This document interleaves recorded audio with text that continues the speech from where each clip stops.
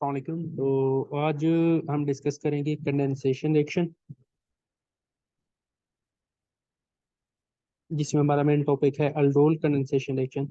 हम सबसे पहले डिस्कस करेंगे what is condensation. Condensation reaction क्या होती है? What are condensation reaction? तो कंडेंसेशन रिएक्शन को हम डिफाइन करें तो हम कहते हैं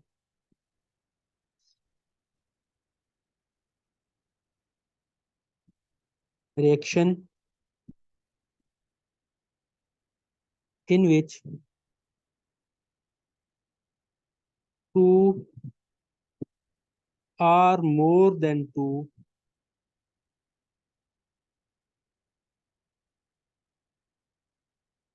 molecule are combined with or without elimination of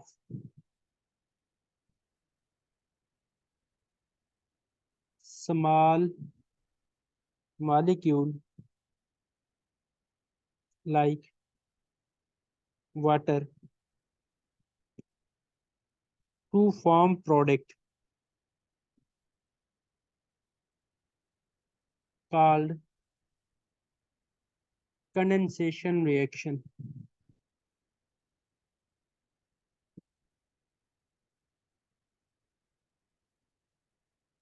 अच्छा, यहाँ पर हमने दो बातें डिस्कस की हैं। तो मैंने दो बातें जो डिस्कस की हैं उसमें मैंने कहा विद और विदाउट एलिमिनेशन।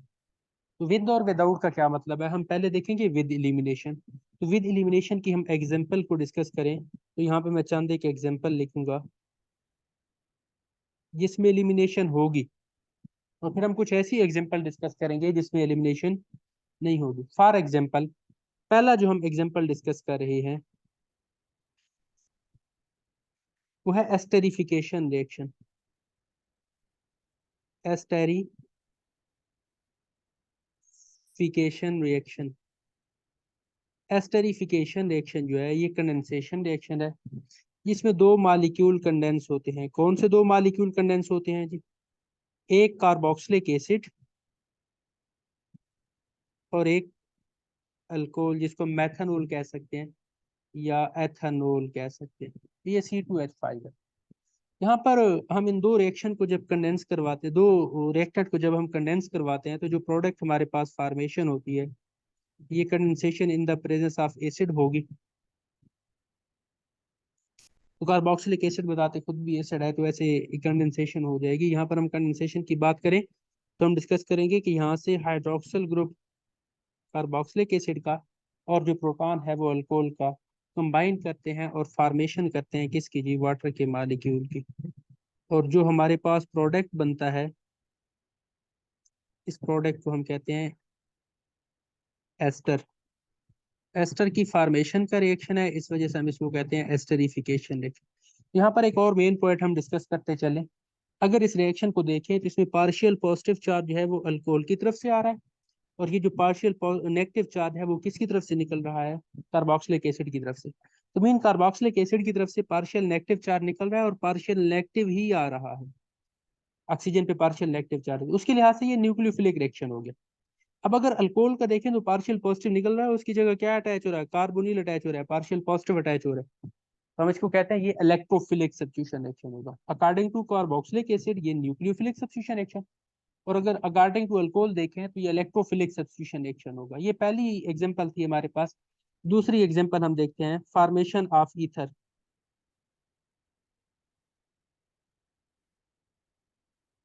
तो अगर हम फॉर्मेशन ऑफ ईथर की डिस्कस करें तो हम कहते हैं जब दो अल्कोहल कंडेंस होते हैं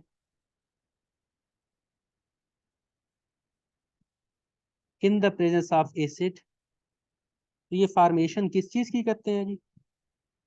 एक अल्कोहल का हाइड्रोक्सिल ग्रुप और एक अल्कोहल का कंप्लीट प्रोटॉन रिमूव होता है और फॉर्मेशन करते हैं हमारे पास ईथर की। इसको हम ईथर फॉर्मेशन रिएक्शन कहते हैं या फॉर्मेशन ऑफ ईथर कहते हैं। और एक पॉइंट हम यहाँ पे डिस्कस करते चलें तो मेन इस पॉइंट की जो हम कहते हैं ना, जो कंफ्यूजन होती है, किसके लिए इसको हम यूज कर सकते हैं फॉर्मेशन के लिए, तो सिंपल हम इस मेथड से सिर्फ और सिर्फ साइमेट्रिकल ईथर को सिंथेसाइज कर सकते हैं, अनसाइमेट्रिकल ईथर को सिंथेसाइज नहीं कर सकते। इसका मतलब ये नहीं है कि अनसाइमेट्रिकल ईथर से सिंथेसाइज नहीं होता, सिंथेसाइज होता है, लेकिन नंबर ऑफ प्रोडक्ट बनते हैं। दो कोई डिफरेंट अल्कोहल लेंगे तो इसमें तीन प्रोडक्ट बनेंगे, और वो जो तीन प्रोडक्ट होते हैं उनको सेपरेट करना बहुत ज्यादा डिफिकल्ट होता है। इस वजह से हम सिंपल एक ही टाइप के अल्कोहल की, मतलब इथाइल अल्कोहल को कंडेंस करवाएंगे, एक ही टाइप का इथाइल और मिथाइल अल्कोहल को कंडेंस नहीं करवाएंगे, तीन प्रोडक्ट बन जाएंगे जिनको सेपरेट करना डिफिकल्ट हो जाएगा। तीसरी एग्जांपल हम देख लेते हैं जी, पॉलीमराइजेशन की। अब पहले जो दो एग्जांपल है विद एलिमिनेशन है, विद एलिमिनेशन। अब हम जो थर्ड एग्जांपल देखने जा रहे हैं पॉलीमराइजेशन की, वो विदाउट एलिमिनेशन है। जितने भी पॉलीमराइजेशन रिएक्शन है उसमें फ्री रेडिकल, जितने भी पॉलीमराइजेशन एक्शन है, वो पॉलीमराइज कंडेंसेशन पॉलीमराइजेशन भी होती है, उसमें एलिमिनेशन होती है मॉलिक्यूल की। लेकिन जो polymerisation reaction free radical mechanism के थ्रू होती है, उसमें को उस पॉलीमराइजेशन में कोई एलिमिनेशन नहीं होती। फॉर एग्जांपल हम कहते हैं कि आपके पास ना ये CH2 डबल बॉन्ड CH2, इसके जब n मॉलिक्यूल पॉलीमराइज होते हैं, ये फॉर्मेशन क्या करते हैं जी, CH2 एन, एक लॉन्गेस्ट चेन पॉलीमराइज करते हैं और कोई एलिमिनेशन नहीं होती। तो ये वो रिएक्शन की टाइप है इसमें विदाउट एलिमिनेशन दो रिएक्टेंट कंडेंस हो रहे हैं, इनको हम कहते हैं। तो ये हमारे पास कुछ टॉपिक था कंडेंसेशन का। अब हम जाते हैं अपने मेन टॉपिक की तरफ, जिसको हम कहते हैं अल्डोल कंडेंसेशन रिएक्शन। तो what is aldol condensation reaction? Condensation between two carbonyl compound.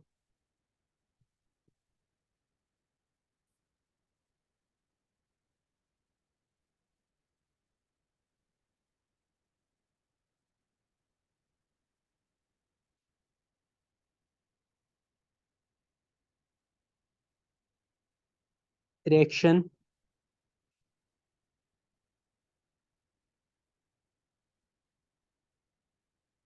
in which two carbonyl compound, two carbonyl compound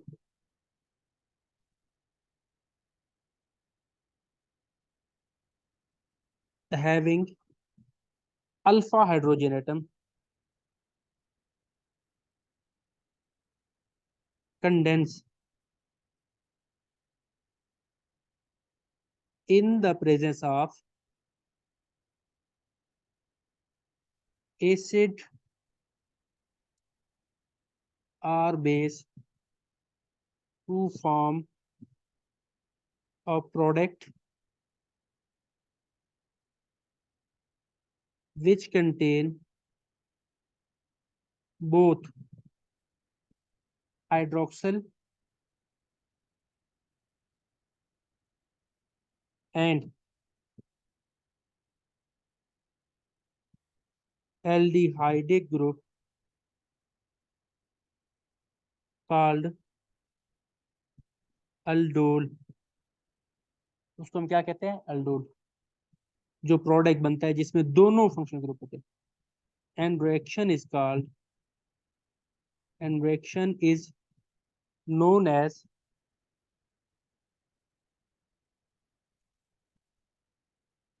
aldol condensation reaction.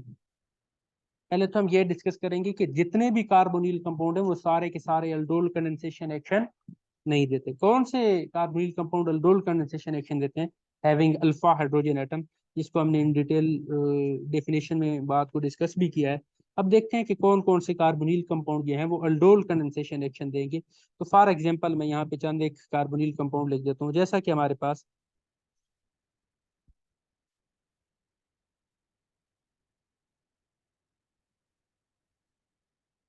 ये एक कंपाउंड है एसिड एल्डिहाइड,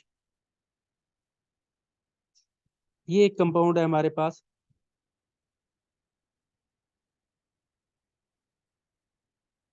फॉर्मल्डिहाइड। ये एक कंपाउंड है हमारे पास,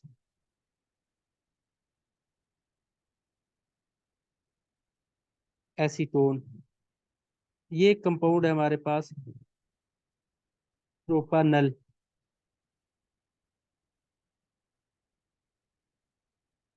ये एक कंपाउंड है हमारे पास, ट्राई क्लोरो एसिटल्डिहाइड। ये एक कंपाउंड है हमारे पास,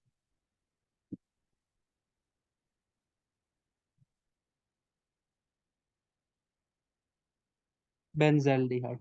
ये चंद एक कंपाउंड लिखे हमने। इसमें हम देखते हैं कि कौन से कंपाउंड अल्डोल कंडेंसेशन एक्शन देंगे और जो कौन से कंपाउंड है इनमें जो अल्डोल कंडेंसेशन एक्शन नहीं देंगे। तो यहाँ पर ये देखें ना, पहले कंपाउंड में देखें तो ये जो कार्बोनिल ग्रुप है ये फंक्शनल ग्रुप है, और कार्बोनिल कार्बन के साथ जो डायरेक्ट लिंक कार्बन होती है उसको हम अल्फा कार्बन कहते हैं, और अल्फा कार्बन के साथ जो डायरेक्ट लिंक हाइड्रोजन होती है उसको हम अल्फा हाइड्रोजन कहते हैं। अगर मैं एसिटल्डिहाइड की बात करूं तो यहाँ पर 3 अल्फा हाइड्रोजन प्रेजेंट हैं, इस वजह से एसिटल्डिहाइड अल्डोल कंडेंसेशन एक्शन देगा। अब अगर मैं फॉर्मल्डिहाइड की बात करूं, इसको मेथनल भी कहते हैं, इसमें कार्बोनिल कार्बन के साथ डायरेक्ट लिंक कार्बन कोई भी नहीं है। अगर कोई डायरेक्ट लिंक कार्बन नहीं है तो मतलब अल्फा कार्बन नहीं है, और अगर अल्फा कार्बन नहीं है तो अल्फा हाइड्रोजन भी नहीं है। एसिटल्डिहाइड अल्डोल कंडेंसेशन एक्शन देगा और फॉर्मल्डिहाइड अल्डोल कंडेंसेशन एक्शन नहीं देगा। थर्ड की बात करते हैं, एसीटोन में देखें ना, ये जो कंपाउंड, ये जो ग्रुप है ये कौन सा ग्रुप है, ये फंक्शनल ग्रुप है, और इस फंक्शनल ग्रुप के साथ direct link carbon alpha carbon है। ये भी अल्फा कार्बन है, ये भी अल्फा कार्बन है। अगर डायरेक्ट लिंक अल्फा कार्बन पर हाइड्रोजन होगा तो वो अल्डोल कंडेंसेशन एक्शन देगा। तो इसमें total number of alpha hydrogen की अगर हम बात करें तो 3 अल्फा हाइड्रोजन इस साइड पे पड़ी हैं, 3 इस साइड पे पड़ी हैं, 6 अल्फा हाइड्रोजन है, तो मतलब ये भी अल्डोल कंडेंसेशन एक्शन देगा। अब बात करते हैं फोर्थ स्ट्रक्चर की। अगर हम फोर्थ को डिस्कस करें तो हम कहते हैं ये कार्बोनिल ग्रुप है, और इसके साथ ये लिंक्ड CH2 जो है ये अल्फा कार्बन है, और अल्फा से अनवर्ड जो कार्बन होती है उसको हम बीटा कार्बन कहते हैं, और बीटा से अनवर्ड जो होती है उसको हम गैमा कार्बन कहते हैं। जरा अल्फा हाइड्रोजन पर देखें तो यहाँ पर 2 हाइड्रोजन प्रेजेंट हैं, और ये 2 हाइड्रोजन जो हैं ये अल्फा हाइड्रोजन हैं, इस वजह से ये जो हमारे पास प्रोपेनल है ये भी अल्डोल कंडेंसेशन एक्शन देगा। अच्छा, तो इसमें एक क्वेश्चन पूछा जाता है कि ऐसा कौन सा कंपाउंड है जिसमें अल्फा कार्बन तो प्रेजेंट है लेकिन अल्फा हाइड्रोजन नहीं है, या ये क्वेश्चन पूछा जाता है कि ऐसे कंपाउंड की एग्जांपल लिखें जिसमें अल्फा कार्बन हो लेकिन वो अल्डोल कंडेंसेशन एक्शन ना दे। तो इस बात को हम डिस्कस करते हैं। ये जो हमारे पास ट्राई क्लोरो एसिटल्डिहाइड है, जरा ट्राई क्लोरो एसिटल्डिहाइड को हम देखें तो ट्राई क्लोरो एसिटल्डिहाइड में ये कार्बोनिल कार्बन है, फंक्शनल ग्रुप है, और इसके साथ ये डायरेक्ट लिंक कार्बन कौन सी कार्बन है, अल्फा कार्बन है। अगर हम अल्फा कार्बन की बात करें तो इस पर 3 क्लोरीन है, कोई भी हाइड्रोजन नहीं है, तो try chloro acetaldehyde aldol condensation action नहीं देगी। अगर हम बेंजल्डिहाइड की बात करें तो बेंजल्डिहाइड में देखें ना, ये कार्बोनिल ग्रुप है, और कार्बोनिल ग्रुप के साथ डायरेक्ट लिंक कार्बन ये अल्फा कार्बन है। क्या अल्फा कार्बन पर कोई हाइड्रोजन होगा? इस कार्बन के नंबर ऑफ बॉन्ड देखें, वैसे तो बेंजीन की हर एक कार्बन पे हाइड्रोजन होता है, हमने हाइड्रोजन को रिप्लेस करवा के ये एल्डिहाइड ग्रुप लगाया है। एक बॉन्ड ये हो गया, 2 ये हो गया, 3 ये हो गया, और 4 ये हो गया। तो नंबर ऑफ बॉन्ड कितने हैं? 4 है। अगर 4 नंबर ऑफ बॉन्ड है तो इस पर मीन अल्फा हाइड्रोजन नहीं है, तो ये भी अल्डोल कंडेंसेशन एक्शन नहीं देगा। अब हम आते हैं अल्डोल कंडेंसेशन एक्शन के जनरल रिएक्शन की तरफ, कि जो जनरल रिएक्शन है वो क्या होगा हमारे पास।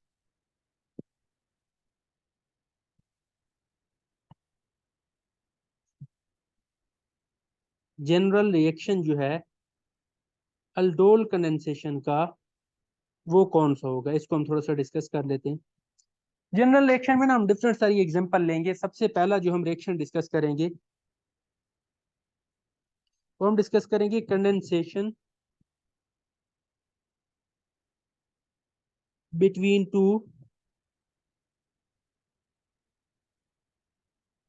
एसिटल्डिहाइड।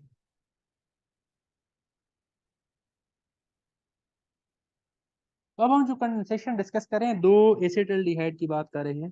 तो यहाँ पर मैं आपको सिंपल से एक ट्रिक बताता हूँ कि आपने सिंपल रिएक्शन को कैसे लिखना है। वैसे मैकेनिज्म में तो प्रोडक्ट तक पहुंचना आसान होता है।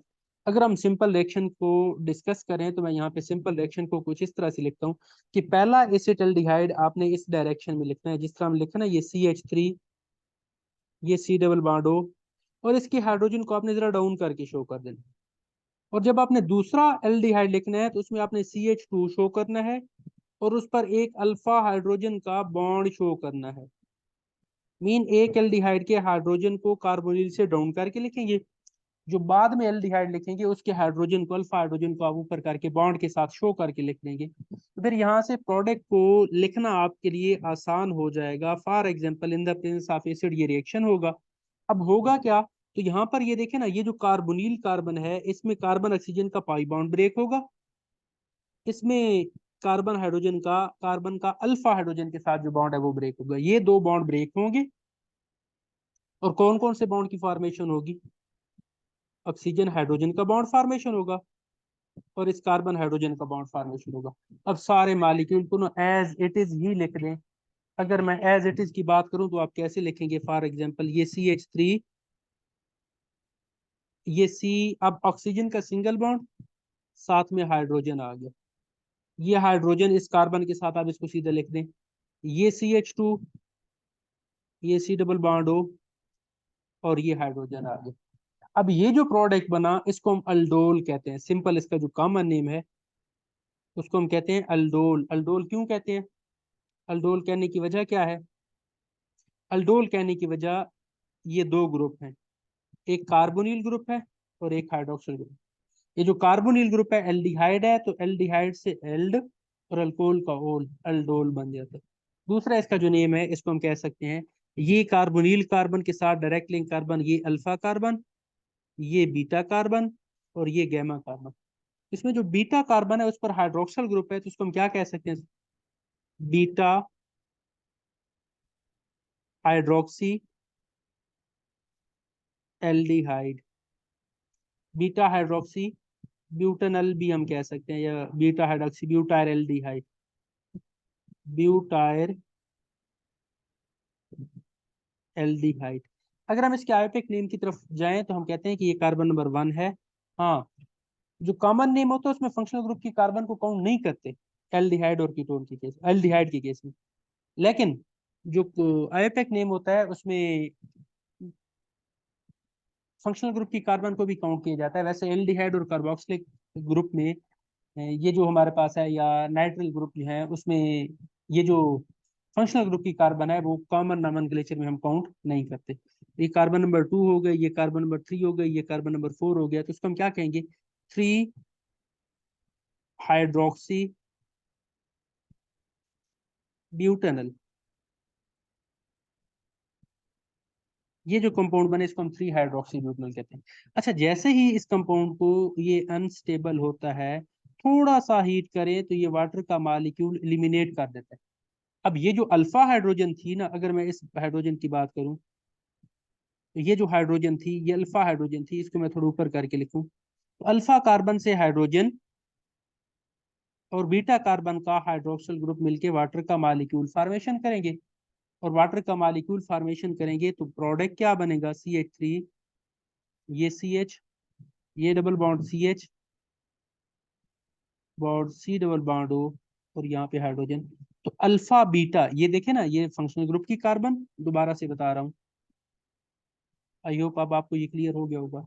ये अल्फा कार्बन, ये बीटा कार्बन और ये गैमा कार्बन।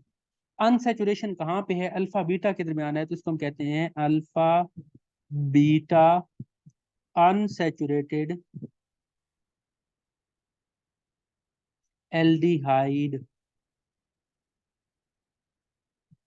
ये अल्फा बीटा अनसैचुरेटेड एल्डिहाइड बन गया, ये हमारे पास एक प्रोडक्ट बन गया। अच्छा, मेरा एक क्वेश्चन है, यहाँ पे हम डिस्कस करते चलते हैं कि आप देखें ना, ये हाइड्रोक्सिल ग्रुप जो है गैमा कार्बन से भी हाइड्रोजन निकाल सकता था। अगर गैमा कार्बन से हाइड्रोजन निकालें तो कुछ प्रोडक्ट ये बनना था हमारे पास, CH2, ये डबल बॉन्ड CH, फिर ये बॉन्ड अल्फा कार्बन का CH2, फिर ये हमारे पास एल्डिहाइड ग्रुप आना था। तो दोनों साइड से हाइड्रोजन निकल सकता है, वाटर के मॉलिक्यूल की एलिमिनेशन हो सकती है, लेकिन जो ज्यादा पॉसिबिलिटी है आप ये समझ सकते हैं कि ये 99% फॉर्मेशन इसकी होती है और 1% ये भी फॉर्मेशन हो सकता है। अब इसकी फॉर्मेशन 99% क्यों है, जिसको हमने अल्फा बीटा अनसैचुरेटेड कहा है? ये देखे ना, ये अल्फा, ये बीटा और ये गैमा, तो ये बीटा गैमा अनसैचुरेटेड कंपाउंड बना। इसकी फॉर्मेशन बहुत ही मुश्किल होती है। उसकी वजह ये है कि अगर गैमा और बीटा के दरमियान डबल बॉन्ड आता है तो कार्बोनिल कार्बन वाले डबल बॉन्ड के साथ कॉन्जुगेशन में नहीं रहता, और कॉन्जुगेशन में ना होने की वजह से ये दोनों बॉन्ड कौन से बन जाते हैं जी? लोकलाइज्ड बन जाते हैं। और लोकलाइज्ड बॉन्ड जो होते हैं डबल बॉन्ड, वो अनस्टेबल होता है as compare to conjugated double bond. अगर अल्फा बीटा से वाटर के मॉलिक्यूल की एलिमिनेशन होती है, इससे क्या होता है, ये जो अल्फा बीटा अनसैचुरेटेड वाला डबल बॉन्ड है अल्कीन वाला, ये कार्बोनिल डबल बॉन्ड के साथ कॉन्जुगेशन में आ जाता है और इसकी स्टेबिलिटी बढ़ जाती है, तो इसकी फॉर्मेशन के चांसेस भी ज्यादा होते हैं। हम सेकंड पॉसिबिलिटी की तरफ मूव करते हैं। तो सेकंड पॉसिबिलिटी क्या है? सेकंड की जो रिएक्शंस है हमारे पास ये है कंडेंसेशन बिटवीन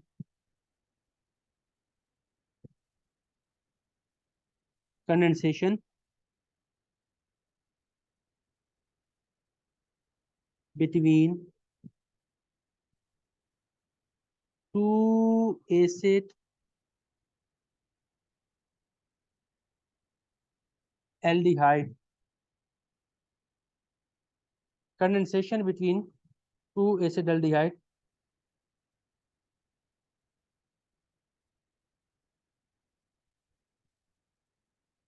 जब हम दो एसिटाल्डिहाइड की बात करते हैं तो जरा एसिटाल्डिहाइड को लिखते हैं। पहले वाले एसिटाल्डिहाइड को आपने उसी तरह लिखना है। सॉरी, ये हमने पहले भी एक स्टेप डिस्कस किया और आई थिंक पहले भी एसिटाल्डिहाइड ही डिस्कस किया। तो नेक्स्ट जो होगा कंडेंसेशन बिटवीन टू एसीटोन। अब एसीटोन की अगर हम बात करें तो पहले वाले एसीटोन को आपने उसी तरह लिखना है जिस तरह पहले वाले एल्डिहाइड को लिखा था, और दूसरे वाले एसीटोन को भी उसी तरह लिखना है जिस तरह दूसरे एसिटाल्डिहाइड को लिखा था। तो यहाँ पे एक हाइड्रोजन को शो करवाना है। अब बॉन्ड ब्रेक कौन कौन सा होगा जी? ये कार्बन ऑक्सीजन का बॉन्ड ब्रेक होगा, ये कार्बन हाइड्रोजन का बॉन्ड ब्रेक होगा। Alpha hydrogen acidic in nature होती है, इस वजह से ये आसानी से लॉस हो सकती है। इस पॉइंट को भी हम डिस्कस करते हैं। यहाँ पर ये देखें बॉन्ड फॉर्मेशन कौन कौन से होंगे। ये ऑक्सीजन हाइड्रोजन का बॉन्ड और ये कार्बन कार्बन का बॉन्ड फॉर्मेशन होगा। तो ये बॉन्ड फॉर्मेशन होंगे तो कौन सा प्रोडक्ट बनेगा हमारे पास?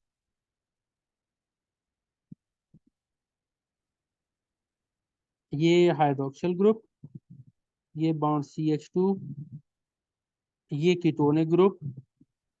अच्छा स्टूडेंट, अब ये जो प्रोडक्ट बना, इस प्रोडक्ट को हम अल्डोल नहीं कहेंगे। इस प्रोडक्ट को हम क्या कहेंगे? सिंपली कीटोल कहेंगे।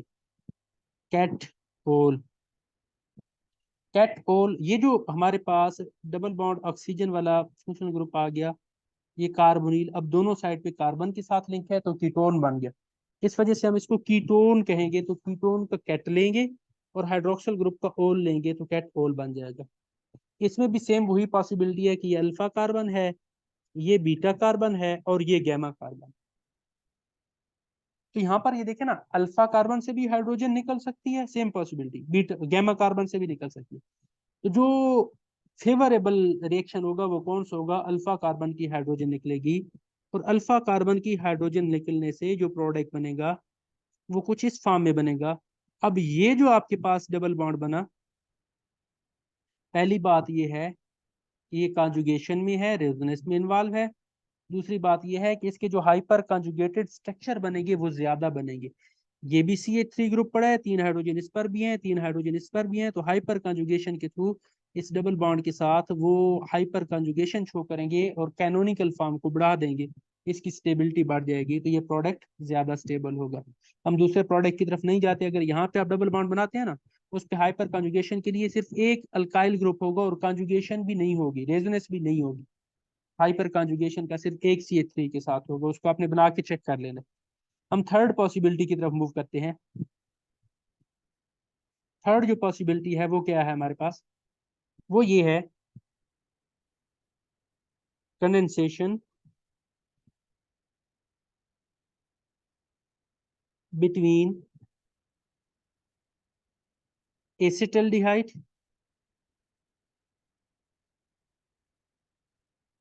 And acetone.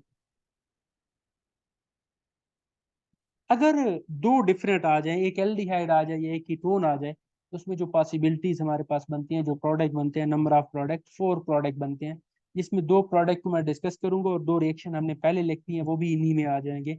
तो पहले हम लिखते हैं कि अगर एसिटल एल्डिहाइड और एसीटोन, एसिटल्डिहाइड और एसीटोन कंबाइन करते हैं तो किस तरह करते हैं। पहले रिएक्शन में हम सिंपल क्या करेंगे, पहले रिएक्शन में हम एसिटल्डिहाइड को पहले लिख देंगे,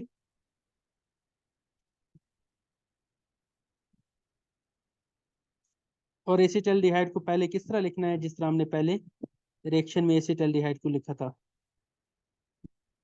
साथ में अब हम एसीटोन को बाद में लिख देंगे। ये एसीटोन की हम बात करते हैं। In the presence of acid ये रिएक्शन होगा, और जब ये रिएक्शन होगा तो होगा क्या है इसमें, ये carbon oxygen pi bond break होगा, ये कार्बन हाइड्रोजन अल्फा हाइड्रोजन के साथ जो अल्फा कार्बन का बॉन्ड है वो ब्रेक होगा, ऑक्सीजन हाइड्रोजन की बॉन्ड फॉर्मेशन होगी, कार्बन कार्बन की बॉन्ड फॉर्मेशन होगी, और जो प्रोडक्ट हमारे पास बनेगा वो कौन सा बनेगा, ये CH3, ये COH बनेगा यहाँ पे, फिर CH2, फिर C डबल बॉन्ड O, और ये CH3। अच्छा, अब यहाँ पर ये देखें ना, MCQs में भी पूछा जाता है कि अगर एल्डिहाइड और कीटोन की, एसीटोन की कंडेंसेशन करवाएं तो कीटोल कब बनेगा, एसीटोन से प्रोटॉन निकालने से कीटोल बनेगा या एल्डिहाइड से प्रोटॉन निकालने से कीटोल बनेगा। यहाँ पर ये देखें ना, जब हमने प्रोटॉन को एसीटोन से निकाला तो हमारे पास कीटोल की फॉर्मेशन है, कैटओल की फॉर्मेशन है। अगर हम एल्डिहाइड से प्रोटॉन निकालेंगे तो हमारे पास कैटोल नहीं बनेगा, अल्डोल बनेगा। सेम आगे नेक्स्ट, थोड़ा सा हीट करने पर ये एलिमिनेशन करेगा वाटर के मालिक्यूल की, और प्रोडक्ट क्या फॉर्मेशन होगी जी हमारे पास, अनसैचुरेटेड, ये CH3, ये CH double bond CH, C double bond O bond CH3 formation होगी, ये हमारे पास एंड प्रोडक्ट बनेगा। अब जरा हम दूसरे इसकी कंडीशंस की तरफ आते हैं। ये एक थी पॉसिबिलिटी अगर दो डिफरेंट होंगे, बीटा पॉसिबिलिटी क्या होगी जी, अब एसीटोन को पहले लिख दें,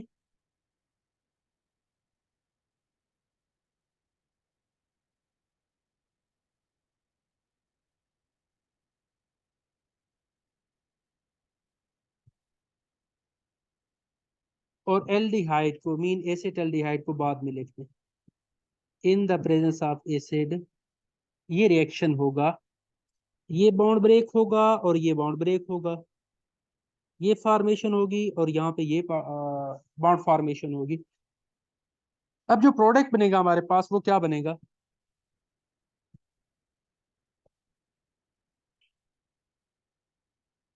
CH3, ये यहाँ पे हाइड्रोक्सिल ग्रुप आ जाएगा, इस कार्बन पर एक मिथाइल ग्रुप है, आगे CH2, आगे C double bond O bond hydrogen. तो अब यहाँ पर ये देखें ना, ये जो प्रोडक्ट बना है इसको हम कहते हैं अल्डोल, क्योंकि इसमें दो जो फंक्शनल ग्रुप हैं उसमें एक फंक्शनल ग्रुप कौन सा है जी,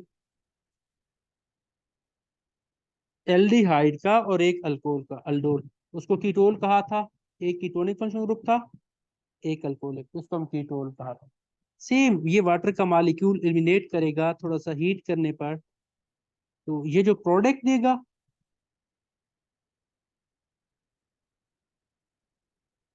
कौन सा प्रोडक्ट देगा जी, जिस तरह हमने कीटोन की पॉसिबिलिटी बताई थी ना, दो एसीटोन की, सेम वही पॉसिबिलिटी यहाँ पर होगी।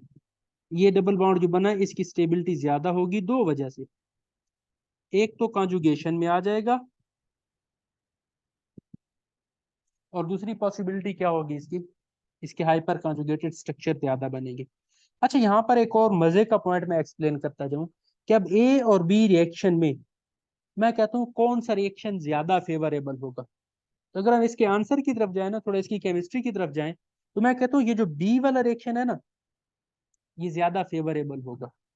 उसकी वजह क्या है कि ज्यादा फेवरेबल होगा, इसको हम मैकेनिज्म में देखेंगे। अच्छा, यहाँ पर पहले ये बात डिस्कस करें ना कि दो रिएक्शन और कौन कौन से हो सकते हैं। तो जब आप एसिटल्डिहाइड और एसीटोन को कंडेंस करवा रहे हैं, तो एक एसिटल्डिहाइड एक एसीटोन कंडेंस हो सकता है, एक एसीटोन एक एसिटल्डिहाइड कंडेंस हो सकता है, दोनों एसीटोन भी कंडेंस हो सकते हैं, और फोर्थ पॉसिबिलिटी है कि दोनों एसिटल्डिहाइड भी कंडेंस हो सकते हैं। तो अगर दोनों एसिटल्डिहाइड कंडेंस हो जाएंगे, तो जो पहले वाला रिएक्शन था वो प्रोडक्ट बनेगा। अगर दोनों एसीटोन कंडेंस हो जाएंगे तो दूसरे वाली पॉसिबिलिटी होगी। अब यहाँ पर ये देखें ना, ये दो पॉसिबिलिटीज मैंने एक्सप्लेन कर दी है। तो अब आते हैं रिएक्टिविटी की तरफ। मैंने कहा है कि जो दूसरी पॉसिबिलिटी है इसकी ज्यादा होगी। उसकी वजह यह है कि हम थोड़ा एसिटल्डिहाइड को भी लिख लेते हैं। जब हम एसिटल्डिहाइड को लिखते हैं,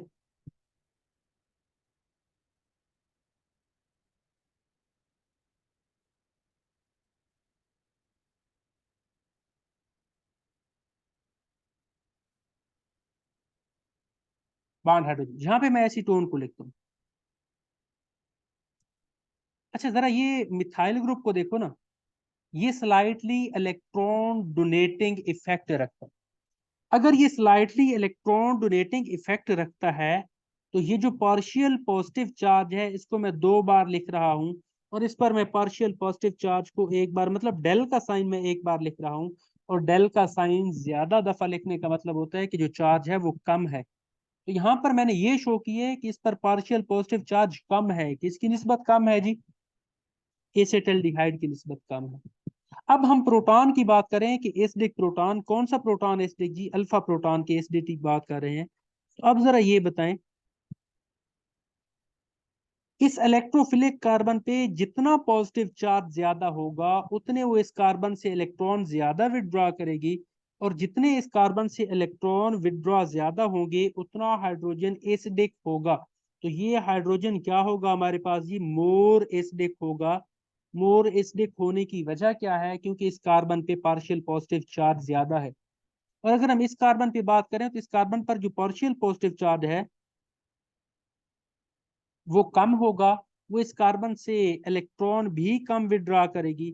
और अगर इस कार्बन से, अल्फा कार्बन से इलेक्ट्रॉन विदड्रॉ कम होंगे, तो ये जो अल्फा हाइड्रोजन है, इस अल्फा हाइड्रोजन की एसिडिटी भी कम हो जाएगी। तो ये लेस एसिडिक हाइड्रोजन होगा हमारे पास। हमने यहाँ पर इस पॉइंट को डिस्कस कर लिया है। अब क्वेश्चन ये है कि चलो ये तो हमने डिस्कस कर लिए, एसिडिक है, एक मोर है एक लेस है। तो मेन क्वेश्चन ये है कि ये एसिडिक है क्यों? फॉर एग्जाम्पल, कोई बेस आती है, वो इस प्रोटॉन को कैप्चर कर लेती है। ये जो हमारे पास प्रोटॉन था, अल्फा प्रोटॉन,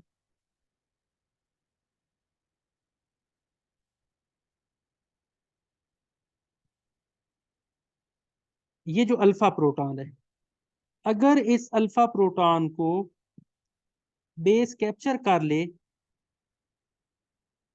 तो बेस के कैप्चर करने से ये दोनों इलेक्ट्रॉन इस कार्बन पर शिफ्ट हो जाएंगे। और इस कार्बन पर शिफ्ट होंगे तो क्या चीज बनेगा हमारे पास? कार्बेनाइन बनेगा। सॉरी, यहाँ पर CH2 होगा।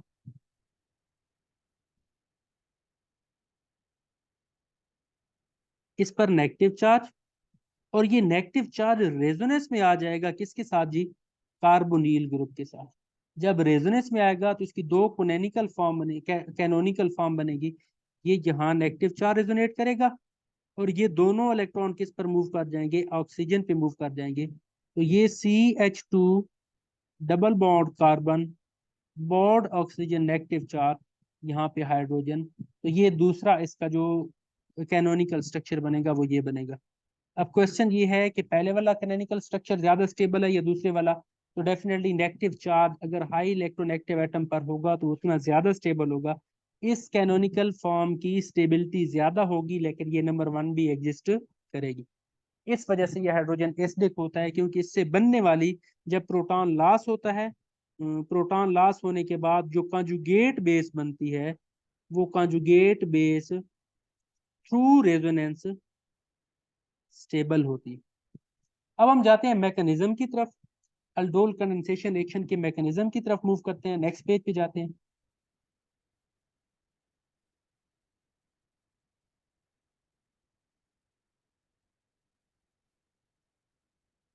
अगर हम अल्डोल कंडेंसेशन रिएक्शन के मैकेनिज्म को डिस्कस करें, तो मैकेनिज्म में क्या होगा, कोई एक बेस होगी, वो बेस क्या करेगी, पहले स्टेप में अल्फा कार्बन जो है उससे प्रोटॉन को कैप्चर करेगी। तो प्रोटॉन को कैप्चर करने से जो आयन बनेगा उसको हम कहते हैं इनुलेट आयन। और ये जो इनुलेट आयन बनता है, ये इनुलेट आयन थ्रू रेजोनेंस स्टेबल होता है। इसकी दो कैनोनिकल फॉर्म है, ये CH2 डबल बॉन्ड, ये ऑक्सीजन पे नेगेटिव और ये हाइड्रोजन। ये पहले वाली कैनोनिकल फॉर्म, ये दूसरे वाली कैनोनिकल फॉर्म। तो दूसरी जो है वो ज्यादा स्टेबल होती है, उसकी रीजन क्या है मैंने एक्सप्लेन की है पहले, कि negative charge highly electronegative atom पर रिजाइड करते हैं। दूसरा स्टेप क्या होगा जी, दूसरे स्टेप में यही कैनोनिकल फॉर्म जो है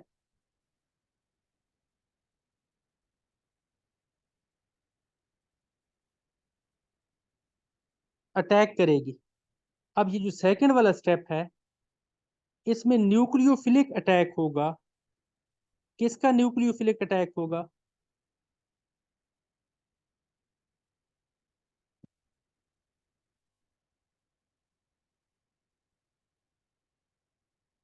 इस इनुलेट का न्यूक्लियोफिलिक अटैक होगा। ये ऑक्सीजन दोनों इलेक्ट्रॉन यहाँ रेजोनेट करवाएगी, और ये कार्बन कार्बन के जो पाई इलेक्ट्रॉन हैं ये इस इलेक्ट्रोफिलिक कार्बन पे अटैक करेंगे। जैसे ही इस इलेक्ट्रोफिलिक कार्बन पे अटैक करेंगे तो कार्बन ऑक्सीजन के पाई इलेक्ट्रॉन दोनों किस पर शिफ्ट हो जाएंगे, ऑक्सीजन पर शिफ्ट हो जाएंगे। जैसे ही ऑक्सीजन पर शिफ्ट हो गए तो हमारे पास नेक्स्ट जो स्ट्रक्चर बनेगा वो कुछ इस फॉर्म में बनेगा, हाइड्रोजन, ये कार्बन ऑक्सीजन का डबल बॉन्ड, ये फिर CH2, और इस CH2 का बॉन्ड किसके साथ बन गया, आगे जो कार्बोनिल कार्बन थी, ऑक्सीजन पर नेगेटिव चार्ज, इस कार्बन के साथ एक हाइड्रोजन है और एक CH3। थर्ड स्टेप में क्या होगा, ये जो आयन बना, ये आयन प्रोटॉन कैप्चर करेगा। ये आयन किससे प्रोटॉन कैप्चर करेगा जी, वाटर से प्रोटॉन कैप्चर करेगा। वाटर कहाँ पे था जी, हमारे पास पहले स्टेप में वाटर की फॉर्मेशन हुई है। कैसे वाटर की फॉर्मेशन हुई थी, बेस ने प्रोटॉन कैप्चर किया था। अब थर्ड स्टेप जो है, यहाँ रीजनरेशन ऑफ बेस होगी, बेस दोबारा रीजनरेट होगी, और जो हमारे पास एंड प्रोडक्ट है वो कुछ इस फॉर्म में फॉर्मेशन होगा, C double bond O, CH2, ये CH, ये CH3, और इस CH पर जो हाइड्रोक्स ऑक्सीजन पर नेगेटिव था उसने प्रोटॉन कैप्चर कर ली, ये हाइड्रोक्सिल ग्रुप आ गया। साथ में हमारी यहाँ पर बेस रीजनरेट हो गए। अब ये जो प्रोडक्ट बना, इस प्रोडक्ट को हम क्या कहेंगे, सिंपली अल्डोल कहेंगे। अच्छा, जब ये वाटर का मालिक्यूल लॉस करेगा, अल्डोल क्यों कहते हैं, एक अल्कोहलिक और एक अल्डेट, तो जो अल्फा बीटा अनसैचुरेटेड एल्डिहाइड बनता है उसका एक कॉमन नेम है, उस कॉमन नेम को हम क्या कहते हैं जी, क्रोटन एल्डिहाइड भी कहते हैं। इस पॉइंट को हमने डिस्कस नहीं किया पहले, तो अभी हम डिस्कस कर लेते हैं। ये हाइड्रोजन, ये डबल बॉन्ड ऑक्सीजन, फिर ये CH, ये डबल बॉन्ड CH, ये बॉन्ड CH3। इस बात को हमने पहले डिस्कस कर लिया है कि ये अल्फा और बीटा के दरमियान ही डबल बॉन्ड क्यों बनेगा, बीटा और गैमा के दरमियान क्यों डबल बॉन्ड फॉर्मेशन नहीं होगी। उसकी रीजन क्या है, अल्फा और बीटा के दरमियान जो डबल बॉन्ड बनता है इसके हाइपर कंजुगेटेड स्ट्रक्चर भी ज्यादा होते हैं, और दूसरी बात यह है कि ये कार्बोनिल कार्बन की जो डबल बॉन्ड ऑक्सीजन है, उस अनसैचुरेटेड जो डबल बॉन्ड है कार्बन ऑक्सीजन का, उसके साथ कॉन्जुगेशन में आ जाता है। इसका जो दूसरा नाम है इसको हम कहते हैं क्रोटोन एल्डिहाइड। और ये क्रोटोन एल्डिहाइड कब बनता है, जब दो एसेट एल्डिहाइड के दरमियान कंडेंसेशन होगी। ये आज का हमारा टॉपिक था, अल्डोल कंडेंसेशन रिएक्शन, जिसको हमने इन डिटेल देखा है। आई होप आप लोगों को क्लियर होगा। इंशाल्लाह नेक्स्ट क्लास में हम इसका कैंजारो रिएक्शन को स्टार्ट करेंगे।